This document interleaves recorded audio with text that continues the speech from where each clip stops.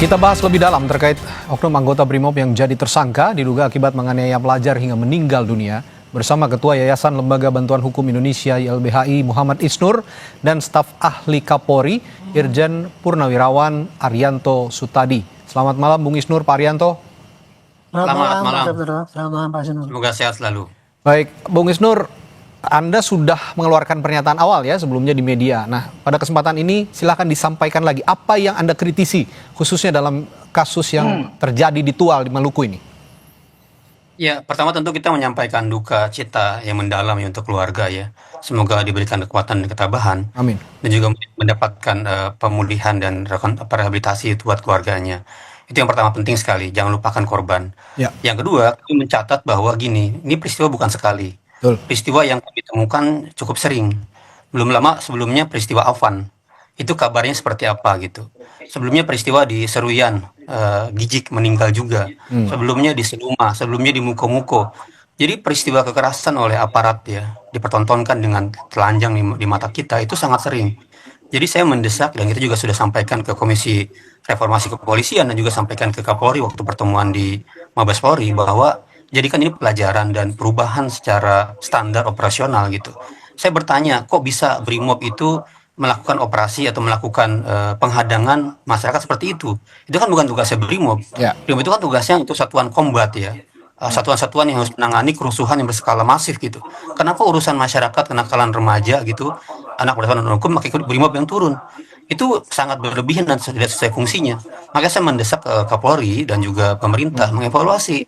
Jangan tugaskan BRIMOB di hal-hal seperti ini, menghadapi masyarakat gitu. Yang secara langsung akhirnya diametral. Dan potensial karena mereka dilatih untuk combat gitu, akhirnya potensial besar melanggar HAM. Ya. Di kasus yang Agus kan kita belajar. Kerusuhan besar itu pasca kesalahan penanganan di kasus Afan gitu. Nah sekarang ini terulang kembali. Kesalahan penanganan berakibat kita melihat sebuah dinamika yang terjadi demikian mengerikan gitu.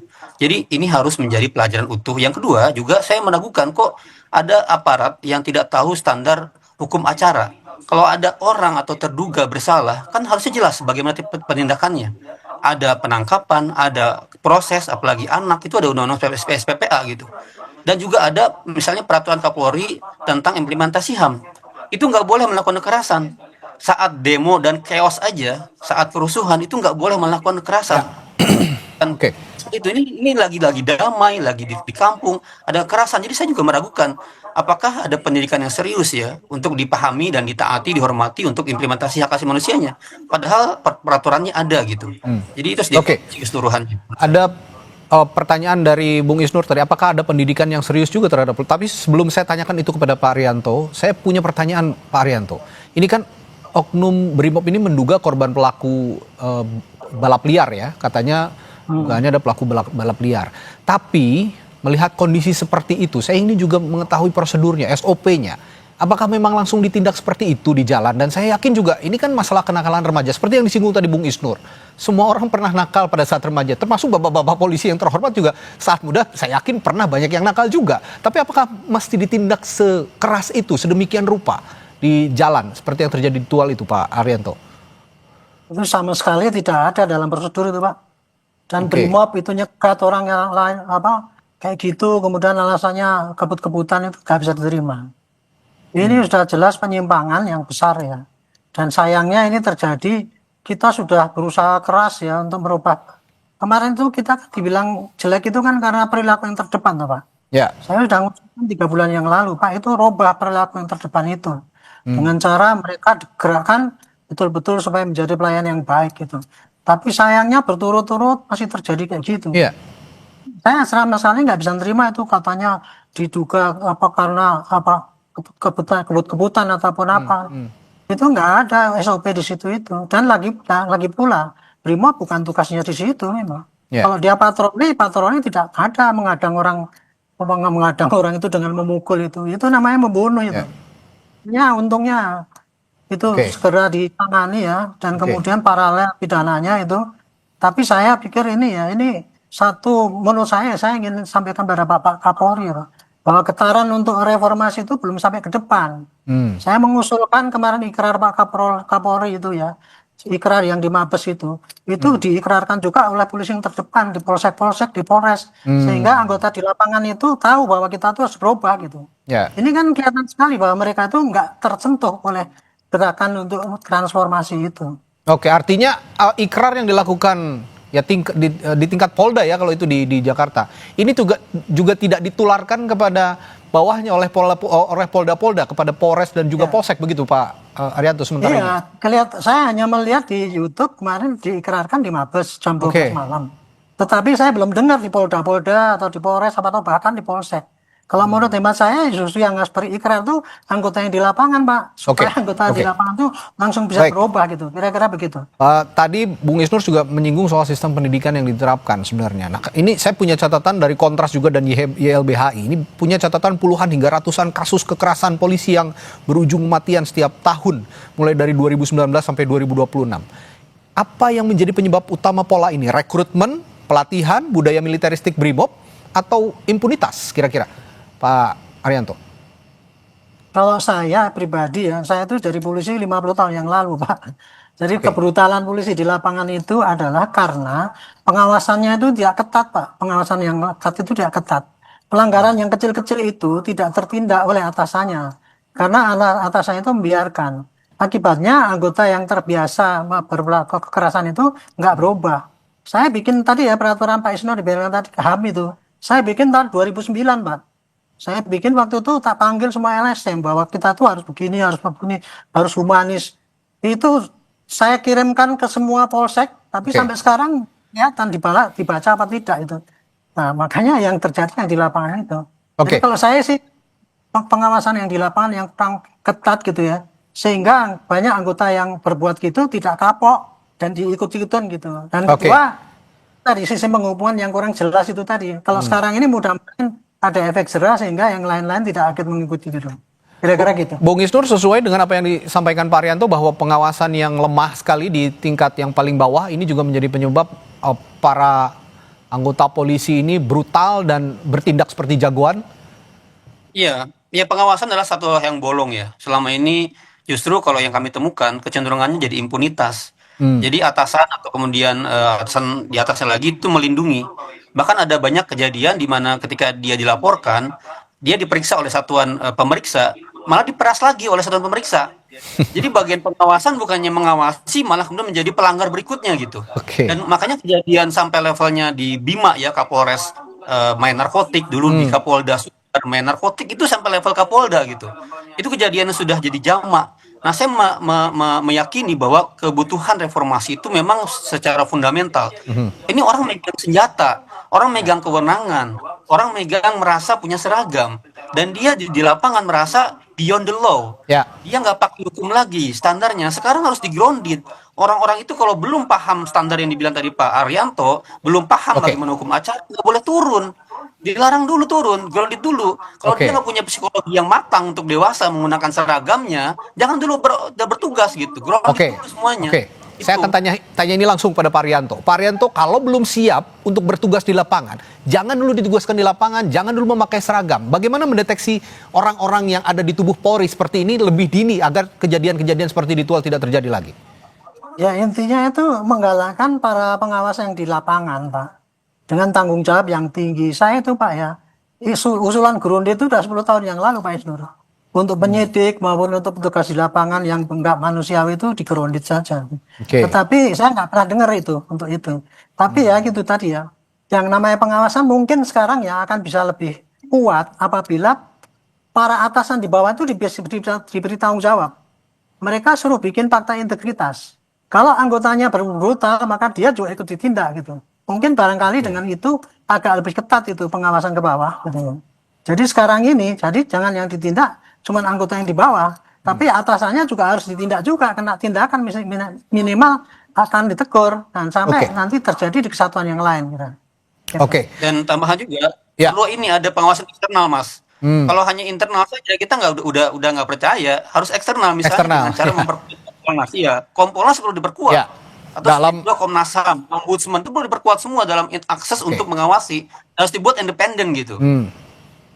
Dalam konteks kalau nggak punya kekuatan mengawasi, kekuatan veto, kekuatan investigatif, itu cenderung akhirnya menjadi tertutup. Dan dalam banyak kasus nih, kalau kasus yang sekarang karena terbuka, viral, itu bisa diakses cepat hukumannya. Ada banyak kasus yang laporan masyarakat itu nggak diproses, lama sekali. Gitu ya. Dalam konteks reformasi Polri tadi Pak Arianto juga mengatakan bahwa ikrar yang dilakukan oleh Polri begitu ya di tingkat pusat ini kan hanya ada di tataran pusat, ini tidak berjenjang dilakukan juga di tingkat Polda, bahkan di Polres dan Polsek. Ini rekomendasinya dilakukan juga sampai ke tingkat Polsek, bahwa yang paling bawah begitu. Nah, apakah Bung Isnur juga punya rekomendasi yang sama atau ada tambahan yang lain? Saya akan tanyakan hal itu nanti setelah jeda di Sapa Indonesia Malam. Tetap bersama kami.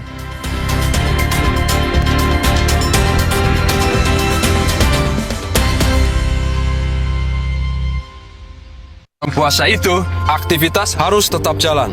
Untungnya ada Le Mineral. Le Mineral mengandung mineral alami, jaga tubuh bekerja optimal saat berpuasa. Alhamdulillah, seger. Le Mineral, penuhi kebutuhan mineral selama berpuasa. 몰라이 두알리마 칼슘 콜라겐 부르꾸랑 꿀리크리프 툴랑 크로포스 No worries 콜라겐 Susu steril dengan 1000 mg kolagen dan kalsium, kulit no keriput, tulang no keropos. 콜라겐아 수수 아웹 무다. Bulan puasa itu, aktivitas harus tetap jalan. Untungnya ada Le Mineral. Le Mineral mengandung mineral alami, jaga tubuh bekerja optimal saat berpuasa. Alhamdulillah, seger. Le Mineral, penuhi kebutuhan mineral selama berpuasa.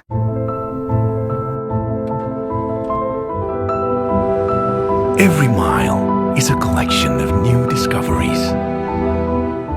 Suzuki Fronx, marvelous at every mile. 몰라이 두알리마 칼슘 콜라겐 부르꾸랑 꿀리크리프 툴랑 크로포스 No worries 콜라겐 Susu steril dengan 1000 mg kolagen dan kalsium, kulit no keriput, tulang no keropos. 콜라겐아 수수 아웹 무다.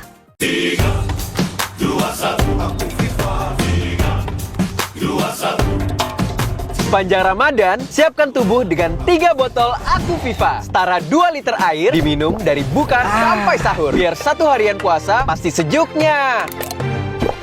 Langsung kerasa sejuk. Aktivitas selama Ramadan tetap lancar. Murni banget dengan Aku Viva. Siap jalani bulan kemenangan. Murni dan pasti sejuknya. Dari Wings Food.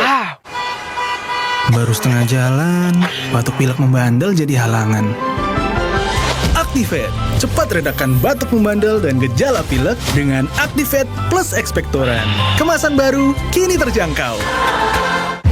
Keserakahan menjadi bencana.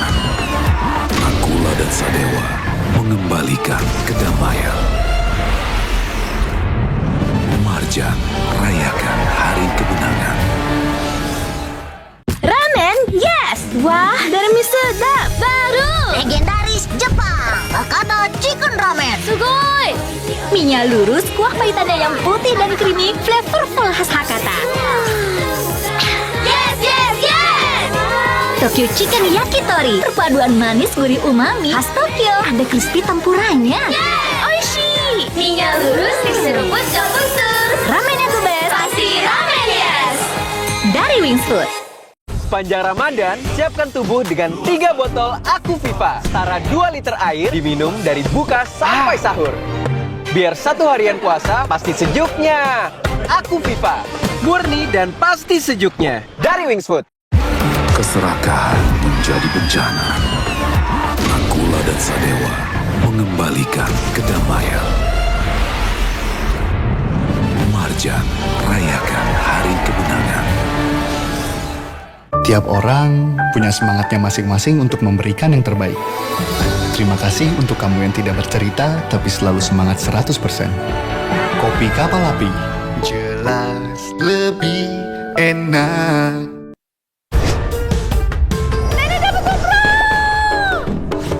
Kejutan tutup botol Ramadan Aku Viva dimulai. Hadiah spesial hanya selama Ramadan. Yes, produknya gratis. Wow! Temukan hadiahnya di semua ukuran Aku Viva selama Ramadan. Dari Wings Food. Keserakahan menjadi bencana. Nakula dan Sadewa mengembalikan kedamaian. Marjan, rayakan hari kemenangan.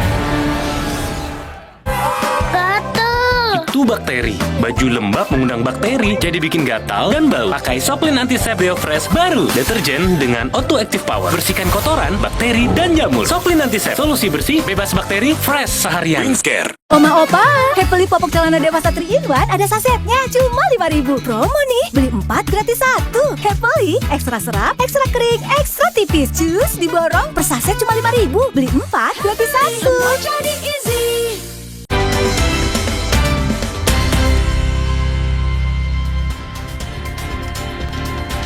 Masih membahas soal tindak kekerasan anggota Polri yang semakin menjadi-jadi, terakhir di Tual, Maluku, yang diduga menganiaya seorang remaja hingga tewas.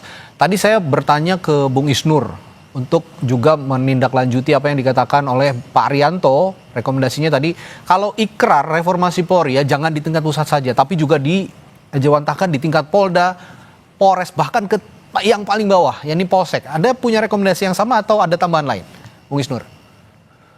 Iya, ikrar kan hanya ucapan, Mas. Orang bisa 1000 kali ikrar tapi belum tentu berubah. Kan itu kan bagi saya problem kalau cuma ikrar ya. Pertama penting diketahui bagi saya adalah perubahan mental. Bagaimana mengubah mental? Jadi aparat tuh harusnya lebih rendah hati, ya kan, lebih sederhana, lebih kemudian menyadari bahwa dia adalah digaji oleh rakyat setiap helai baju itu gitu. Dia bagian dari pengabdian, bukan dengan seragam merasa menjadi punya arogansi. Itu bagaimana mengubah setting mental itu? Bagi saya mulai dari orang niat mulai awalnya rekrutmen, pendidikan, pembinaan, ya kan, kemudian bagaimana dia sekolah-sekolah lanjutannya. Itu harus dicek semuanya bagi saya kan. Kemudian dalam keseharian, dalam instruksi harian, tadi yang dibilang oleh Pak Arianto, mereka punya namanya Perkapolri standar implementasi HAM.